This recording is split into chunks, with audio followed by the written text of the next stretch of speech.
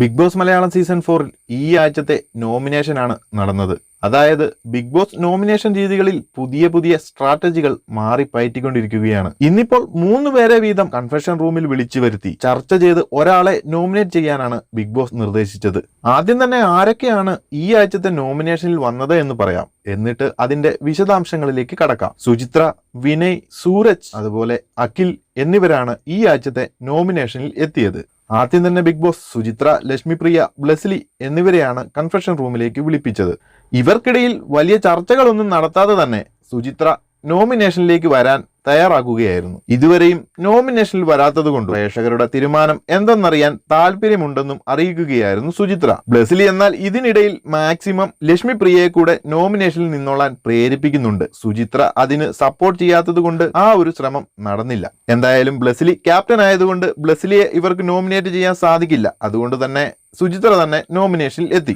അടുത്തത് റോബിൻ, ധന്യ, വിനയ് എന്നിവരാണ് എത്തിയത്. ഇതിൽ അത്യാവശ്യം ചെറിയ ചർച്ചകളൊക്കെ നടന്നു എന്ന് തന്നെ പറയാം. എന്നാൽ റോബിനും ധന്യയും തന്ത്രപരമായി വിനയെ നോമിനേഷനിലേക്ക് ഇടുകയായിരുന്നു. ഇതിനുശേഷം ജാസ്മിൻ, റിയാസ്, സൂരജ് എന്നിവരാണ് എത്തിയത്.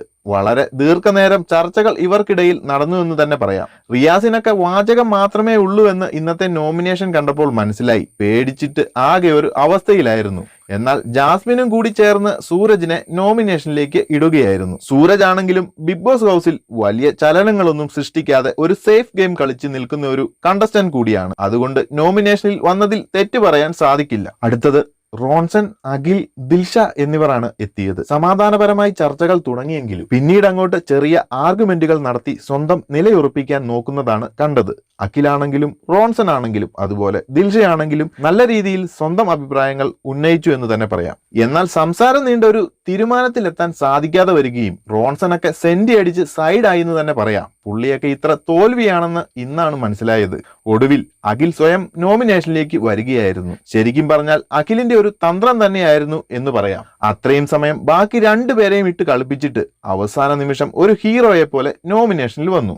എന്നാൽ ഇന്നത്തെ നോമിനേഷനിൽ ക്യാപ്റ്റനായ ബ്ലെസ്ലിക്ക് ബിഗ് ബോസ് പ്രത്യേക അധികാരമൊന്നും കൊടുത്തില്ല എന്നതാണ് ഹൈലൈറ്റ്സ്. ഇനി ബിഗ് ബോസിന്റെ പുതിയൊരു ട്വിസ്റ്റ് വരാൻ ഉണ്ടോ എന്നും കണ്ടറിയാം.